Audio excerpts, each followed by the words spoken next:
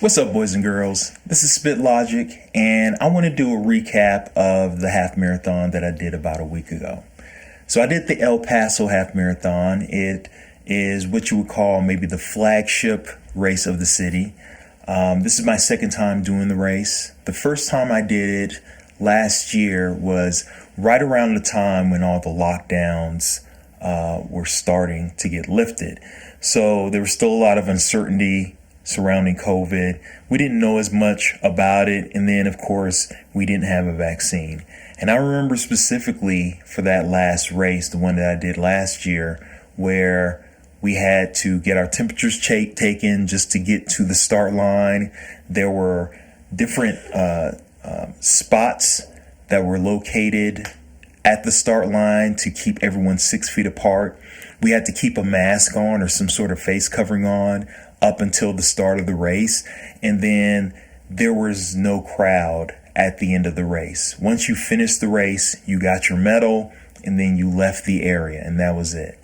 So that was my first race since COVID had kicked off, the first time that I actually got to race around people. It was exhilarating. It felt great, but at the same time, it just felt very incomplete, that particular race.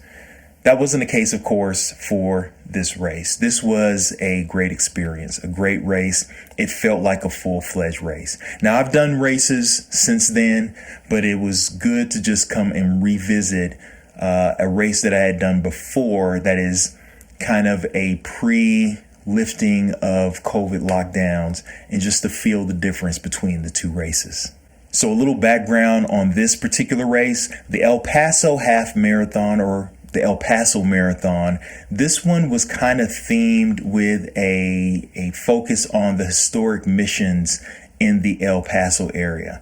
Specifically, if you look at the shirt and you look at the medal, you'll see that it is a church. And this particular place is actually the Sleta mission, which was founded between three different groups: the Franciscans, the Tigua Indians, as well as the Spanish clergy. So the route itself, it kind of looked at a lot of these historical places, and just the overall theme outside of the one missionary, you would run by a lot of these historical missionary places, which I thought was pretty good.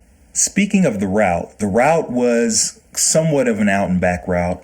I am not the biggest fan of an out and back. I like a single kind of circular route where I start one place, go to a lot of different places, see something different every time, and then just end up in the place where I started.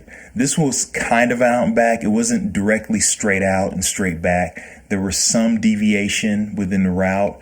And, just the fact that the trail itself, the path itself, it was a nice trail. It was a nice area. You had a lot of nice views, and then just enough deviation within the route to keep it interesting for me.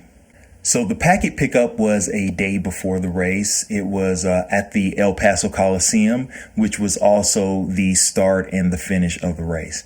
I really enjoy it when they have the packet pickup, where the start and finish line are going to be, because it orients you to where you have to go the next day.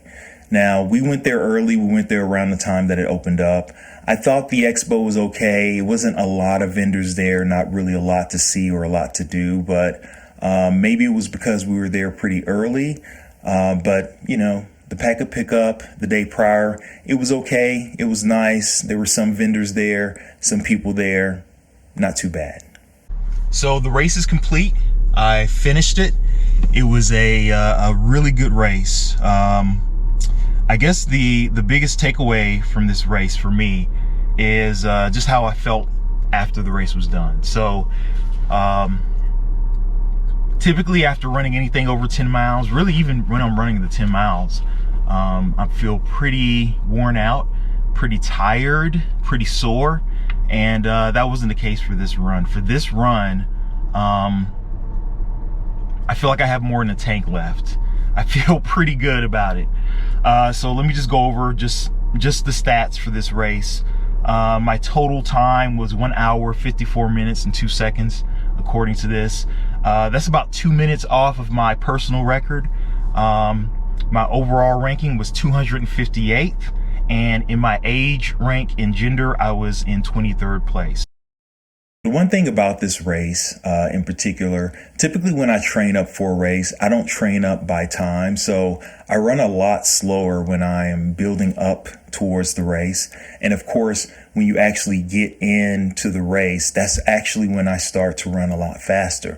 So to go from just kind of doing a regular run for distance to actually racing, competing, and running a lot faster, it does a lot of wear and tear on the body. And typically when I do a race, just because of that wear and tear, I find myself really needing to recover for an extra day or two after the race. Oddly enough, that wasn't the case for this race. When I finished the race, I felt great, felt fine when I was done. I was a little bit sore that day, but I was still able to go out and do things. I even ended up running the following day. So whatever I did, the training regime that I did and the changes that I made for this race in particular, I'm going to keep doing that for other races because of the recoverability factor involved.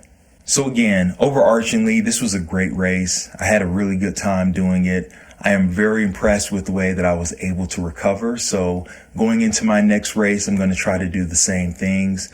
And I think if you find yourself near or around the El Paso area in February is typically where I've seen a lot of these kind of flagship races occur. I would suggest checking it out. It's a great thing to do. Great path, great people, great atmosphere. Well, that's all I got for now. And until next time, peace.